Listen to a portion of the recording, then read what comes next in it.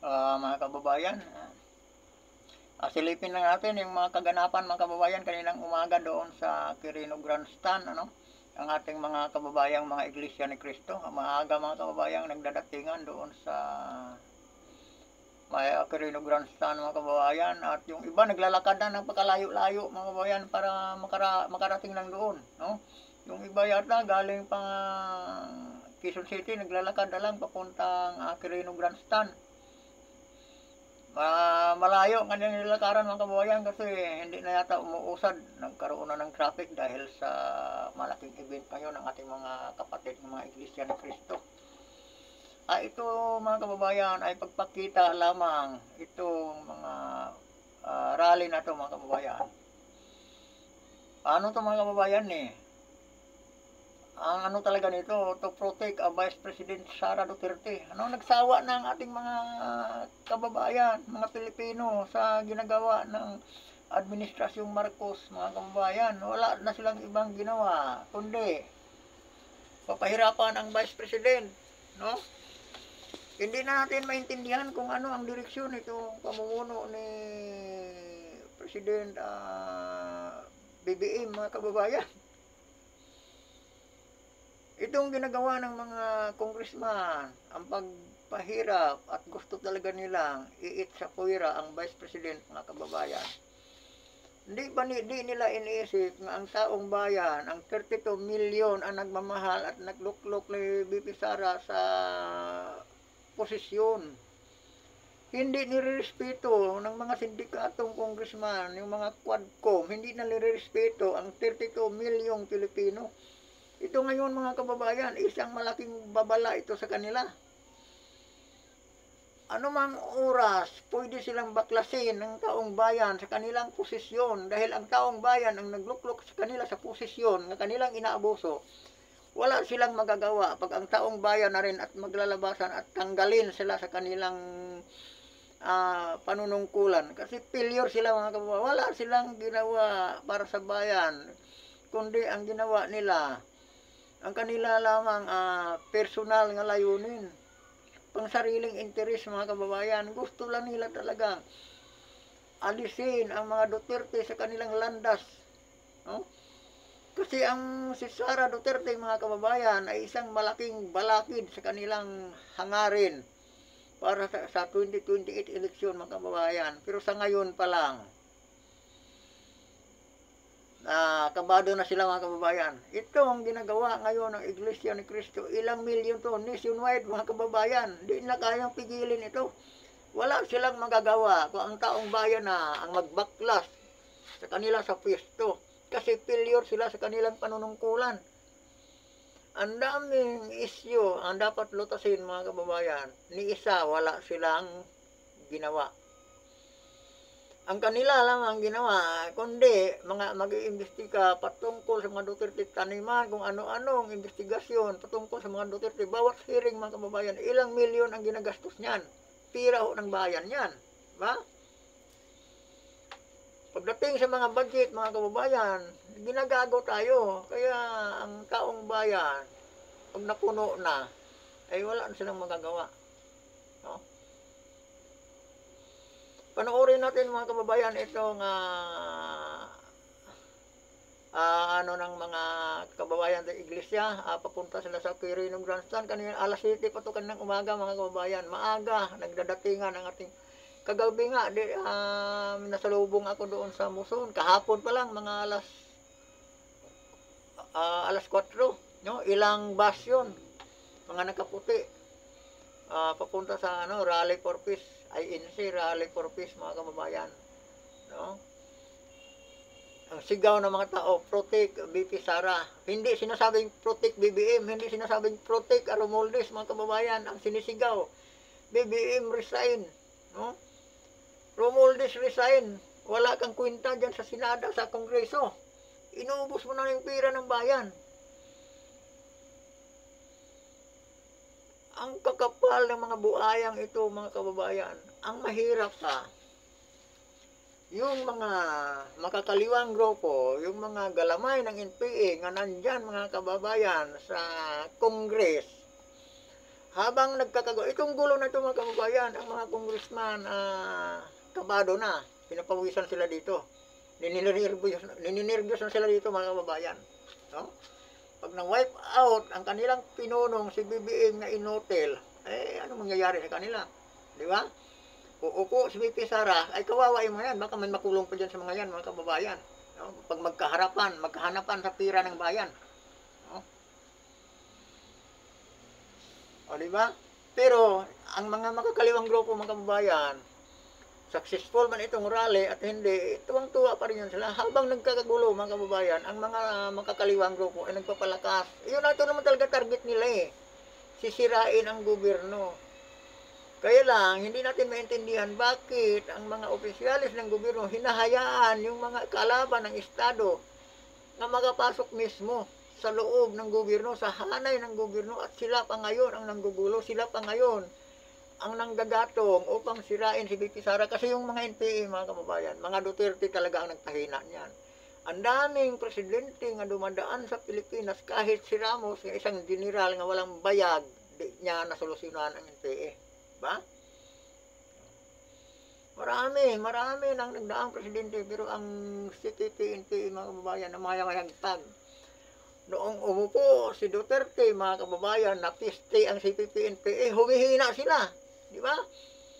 Alam ni Duterte ang kiliti ng taong bayan. Alam niya kung paano i-drive ang problema sa insurgency.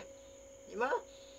Yung issue ng mga CPP-NPA patungkol sa pag-recruit nila nga ang mga libleng na lugar, pinabayaan ng gobyerno, walang tulong sa gobyerno, kung ano-anong issue, ano-anong propaganda, ay siya ngayon ang sinisira ni PRRD.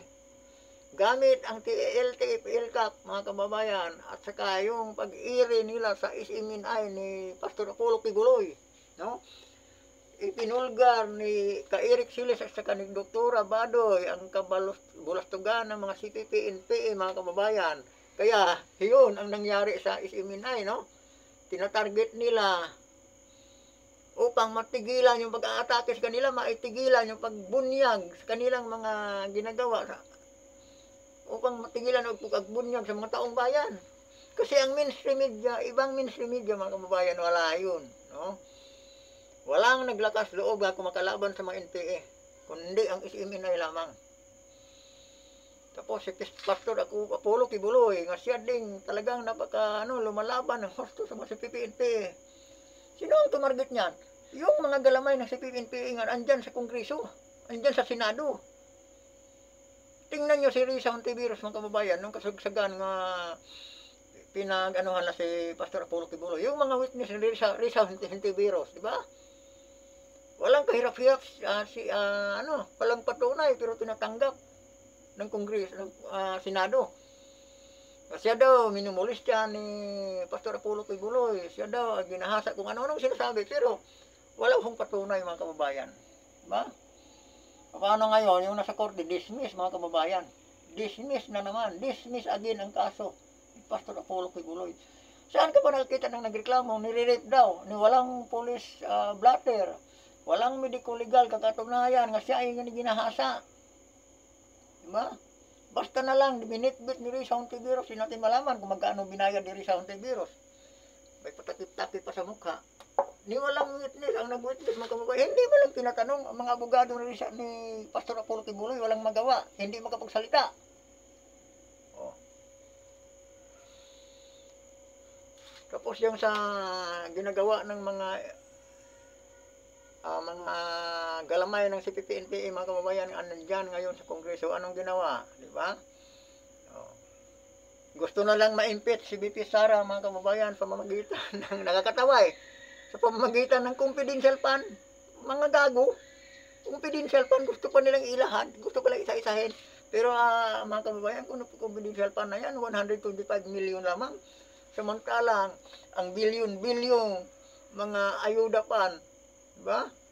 Ang bilyon-bilyon confidential fund ng presidente ni wala silang tinatanong, wala namang ginagamitan ng presidente.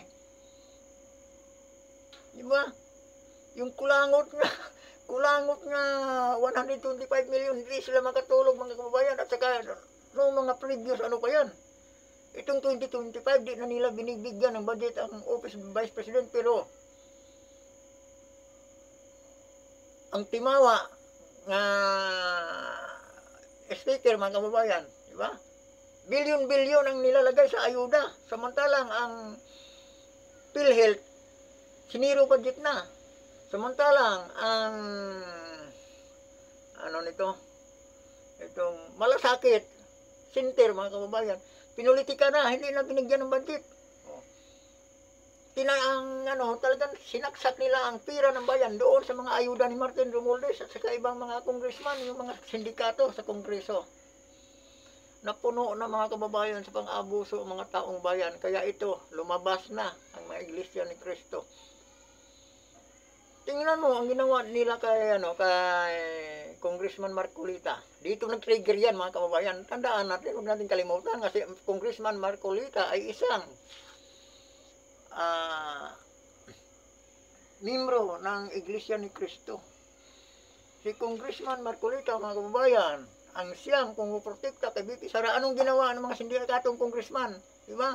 Walang due process, wala sa batas sa kanilang ginagawa. Labas na sa saligang batas. Tinanggal si Congressman Marcolita sa lahat ng diba?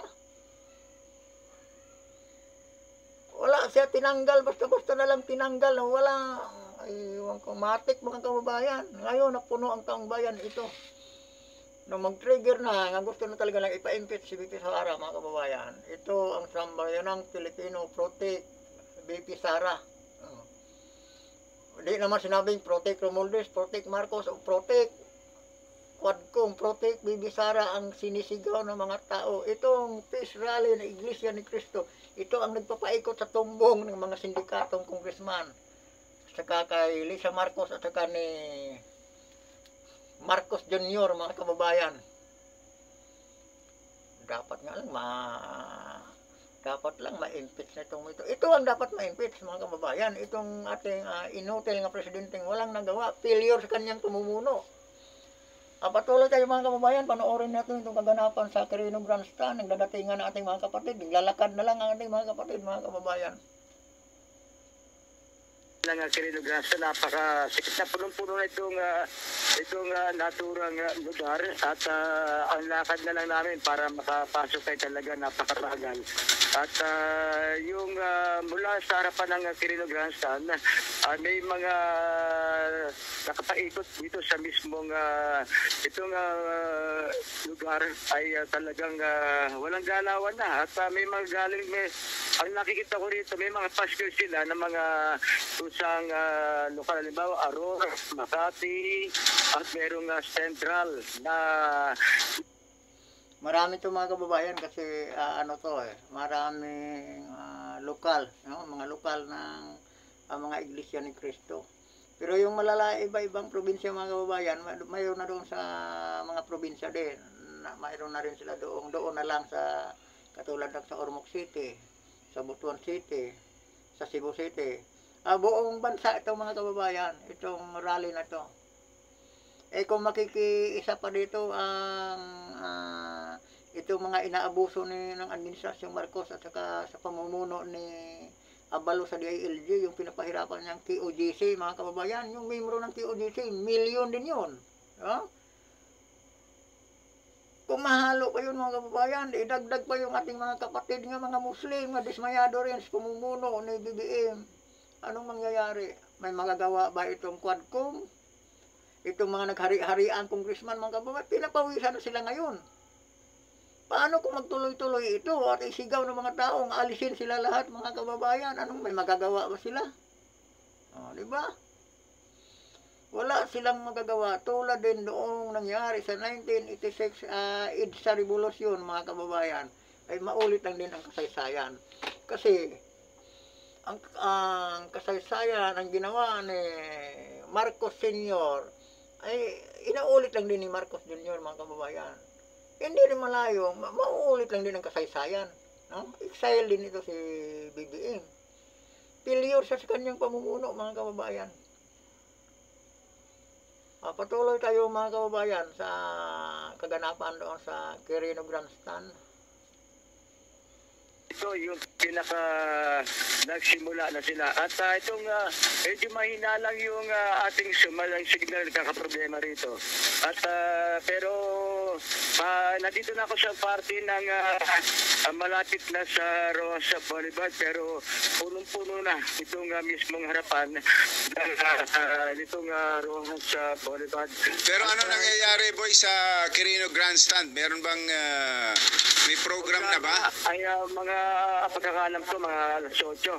Ang maya-maya pa ang programa rito. Pero may mga wala pang perform para magkaroon ng programa rito dahil sa at dito ay lumabas din muna ako doon sa site.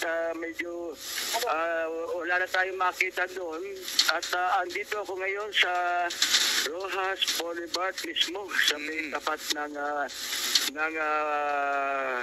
lagpo, talagang punong-puno bago pa makalabas dito sa naturang lugar. At ituloy-tuloy yung pagdating ng mga kapatiran sa Iglesia ng Cristo dito sa PNU mismo. At may galing ng mga kababayan, itong video nga pinakita ko sa inyo. Kaninang umaga lang ito mga kababayan ha. Pero yung mga kaganapan ngayong gabi, hindi ko pa nasilip mga kababayan. Maya-maya babalikan natin mga kababayan kung ano pang mga kaganapan sa Quirino Grandstand. Sa ginagawang dinaraos nga rally for peace sa ating mga kababayan, no, sa Iglesia ni Cristo at saka sa iba pa nating mga kababayan nga dismayado sa pamalakad ng ating kasulukuyang administrasyon mga kababayan.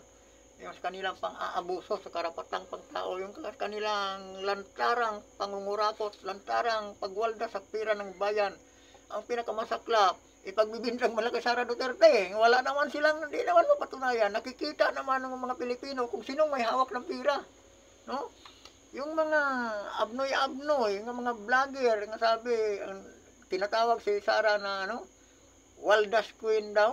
Biro mo, abnormal yung vlogger nga nagsabi niyan eh. Sara Duterte, Waldas Queen, si Romualdez, wala silang sinasabi. No? Yung mga congresswoman nga, ang gaganda naman, yung milyones ang halaga ng bag, wala silang sinasabi. O, di ba? Si Sara Duterte, mga kababayan nga, wala silang makikitang luho. Kung ano-ano pong sinasabi nila, ngayon magpaliwanag sila dito sa taong bayan nga napuno na sa ginagawa nila. At maraming salamat sa inyong mga kababayan sa pagpaunlak dito sa aking munting YouTube channel, Biker Adventure mga kababayan. Huwag niyong kalimutan pag-subscribe sa aking munting YouTube channel. Maraming salamat at magandang gabi sa inyong lahat mga kaibigan.